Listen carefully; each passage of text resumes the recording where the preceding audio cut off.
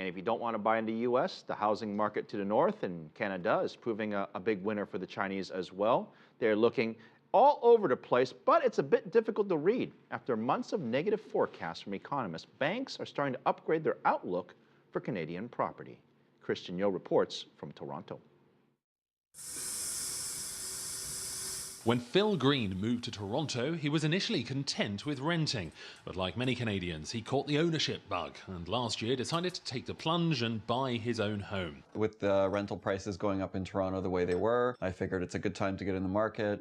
Canada's property market dodged the bullet that brought prices crashing down in the US.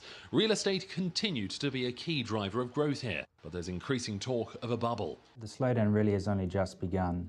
Not only is housing demand softening, but there's also an oversupply of new unoccupied homes. The big picture remains complex. A major trade association for Canadian mortgages has forecast a 25 to 30% drop in home sales by 2015, with a possible loss of 150,000 industry-related jobs. Despite a dip in June's sales, Toronto house prices rose by another 4.7% last month, and after a relatively slow year, demand is starting to pick up.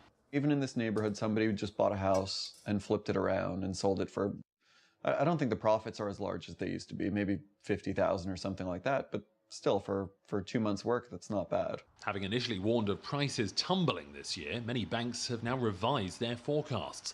So is it safe to buy in Canada? I think there's an uptick in Vancouver now.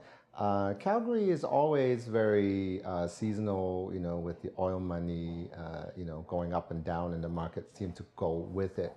Rebounding sales and rising prices suggest that if there is a bubble in Canada's real estate market, it may not burst, though rising mortgage rates could spell trouble down the line for new homeowners like Phil. Christian Yeo, CCTV, Toronto.